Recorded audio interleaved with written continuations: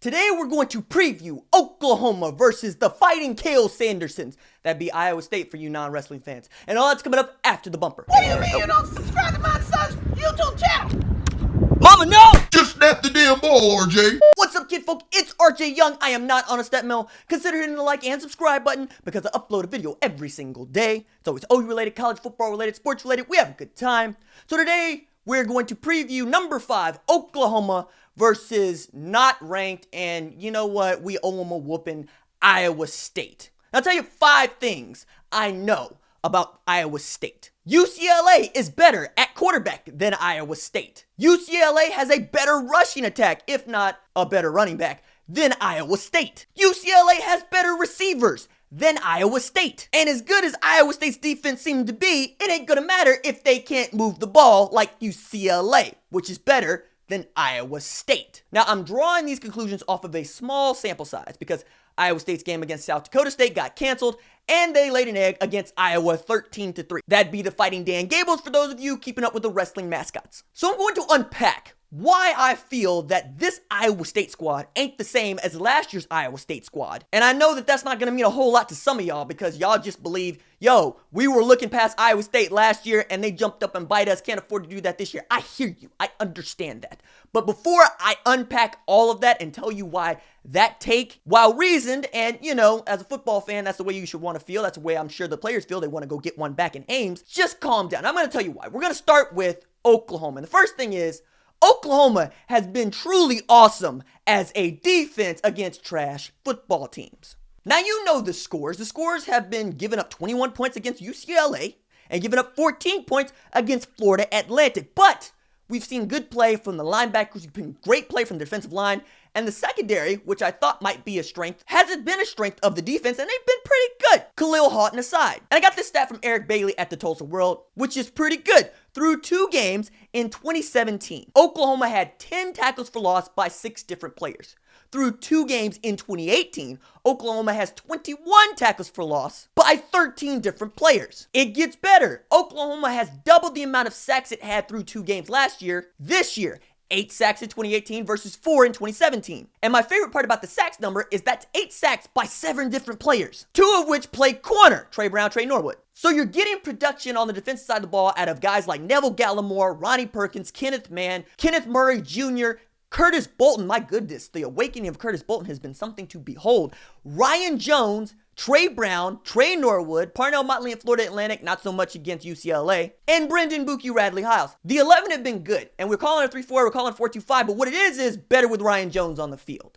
When Ryan Jones is on the field, you saw Chip Kelly's option game go to nothing because they tried to spread it out or they tried to make a screen. Ryan Jones go blow it up. And you got Curtis Bolton making tackles. You have a defensive line that gets pressure, gets off of blocks when it's time to get off of blocks, and goes and makes tackles. And need I mention, Jack linebacker Mark Jackson had 10 tackles against UCLA and is doing just fine at that Jack linebacker spot. But it also helps to have a pretty potent offense. Now, I know folks are bummed about Rodney Anderson, and we'll get to that in a minute. You know what, bump that? We need to start by just talking about it. We'll talk about Rodney Anderson and how this is just,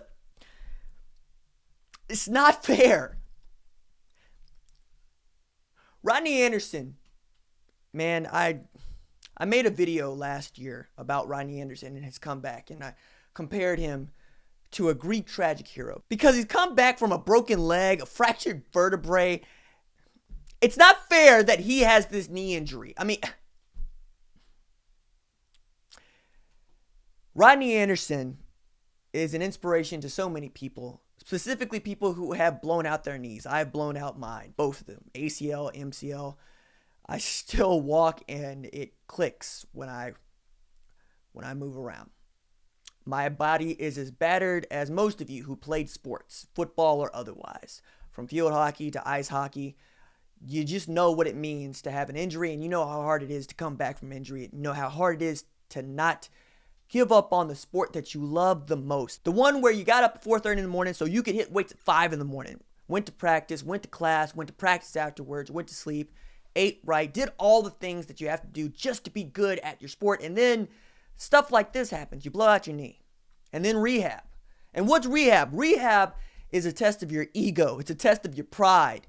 You're doing what you think are the simplest tasks. You feel like you're babying yourself. You feel like people are babying you. You just want to go full speed, especially with torn ACLs, torn Achilles, all of these surgeries that you're so familiar with hearing about. But it's these dark hours where you go away for a while and you have this knee brace on. You have these surgeries they take parts of you and stick them in there to stitch other parts of you back together and tell you you'll be fine. But mentally, you're not fine. Mentally, you don't know whether or not you're going to make it back. Everybody is not Adrian Peterson. Some of us wonder aloud whether or not we're going to be as fast, whether or not we're going to be able to cut, whether or not we're going to be as strong. And Rodney Anderson fought back twice against those feelings and won twice. If he wants a medical red shirt, the NCAA better give it to him, because there are not a lot of guys playing Division I football who have been through what Rodney Anderson has been through, with class, with dignity, with pride, and come back and show not just the world, not just fans, not just his family, but himself that he can do this. You'll be back, Rodney, and I'll be here rooting you on. But as much as it sucks to lose Rodney Anderson, who a lot of folks might tell you is the one guy you can't lose if you OU, that ain't true, fam. You got 4 other running backs on this team that can actually play the position, play it pretty good. Lincoln Riley said, with any 4 of those guys, the offense doesn't actually change a whole lot.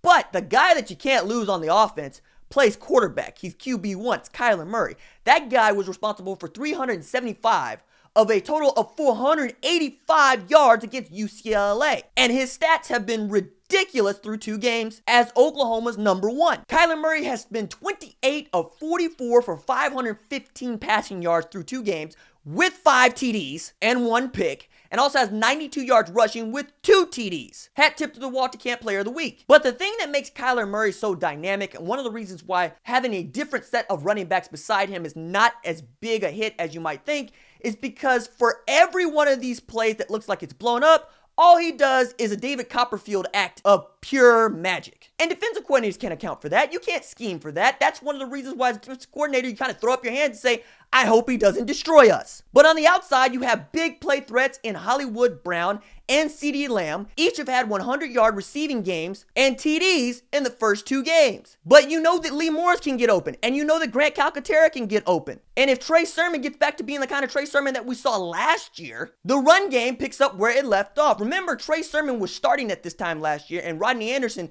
hadn't yet had his awakening. So it ain't like the preacher man can't carry the load. However, he didn't look that great against UCLA. Actually looked pretty bad. That said, Marcellus Sutton is raring to go. A lot of y'all like TJ Pledger. I just want to see him do it against the ones, and we know that Kennedy Brooks can still run the ball. But before we move on to Iowa State, I just want to give this thought. A lot of folks have been talking about how Caleb Kelly perhaps is a waste of talent. 5-star linebacker just hasn't panned out.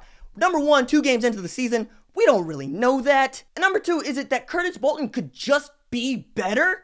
Why don't people want to give Curtis Bolton his props? He's the only guy on Mike Stoops' defense who can play every single linebacker position, from Jack to Sam to Mike to Will. He can do it all. He is the most versatile linebacker in the core. And I, for one, am excited to see Curtis Bolton doing the dirty next to K9, who continues to come on and continues to become the kind of middle linebacker that we want at Oklahoma, that we love at Oklahoma.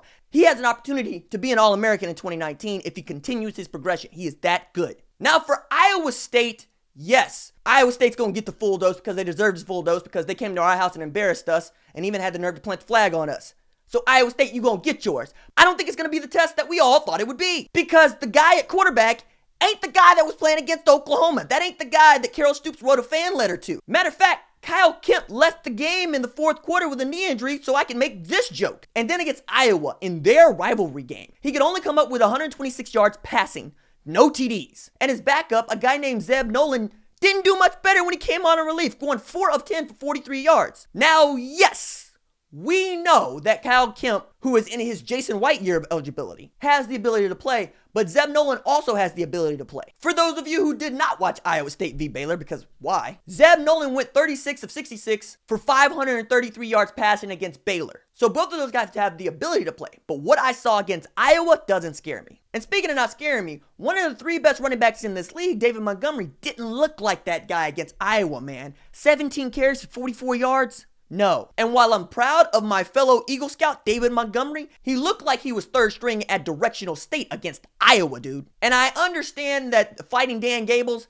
ain't that great a football team, but they ain't Oklahoma either. So call it rust, call it shakes for a rivalry game, but he does that against OU on Saturday, and I'm going to call it an OU win. Now, a receiver, the guy that scares me the most, is the guy with the most size and the best hands, and he has to replace Alan Lazard as their go-to. That'd be Hakeem Butler. But again, another guy that looked like he was third string at Directional State. Didn't really show out against Iowa. In 2017, he had CeeDee Lamb-like numbers, 41 catches, 697 yards. But he's got big britches to fill in Alan Lazard, and we'll get to see whether or not he can do that against Parnell Motley or Trey Norwood or Trey Brown. I would say you try to take advantage of those matchups as much as you can if you're Iowa State. That's a challenge to the corners at Oklahoma who were watching. Now, they got an anchor and left tackle, Julian Good-Jones, who has the most starts of anybody on the line with 24. But there are a couple guys that can scare you on the defensive side of the ball for Iowa State. That's where they're best this year. I thought there was going to be a fall off from Joel Lanning at Mike linebacker because, well, all he did was make himself a legend against OU last year.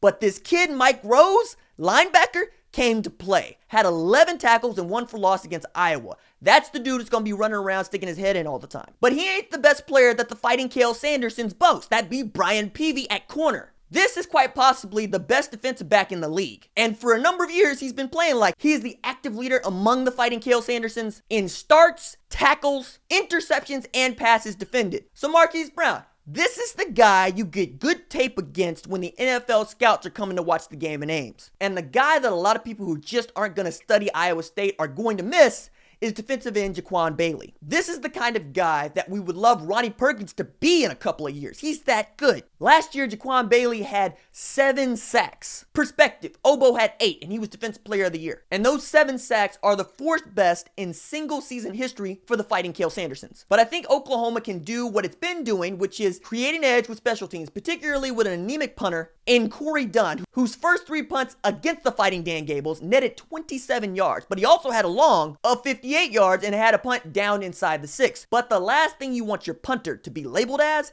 is streaky. I was looking forward to Oklahoma getting a test against the Fighting Cael Sandersons, but I just don't see it. I think Oklahoma is going to do the deed on Matt Campbell's squad and win 45-17. All right, that's it for me.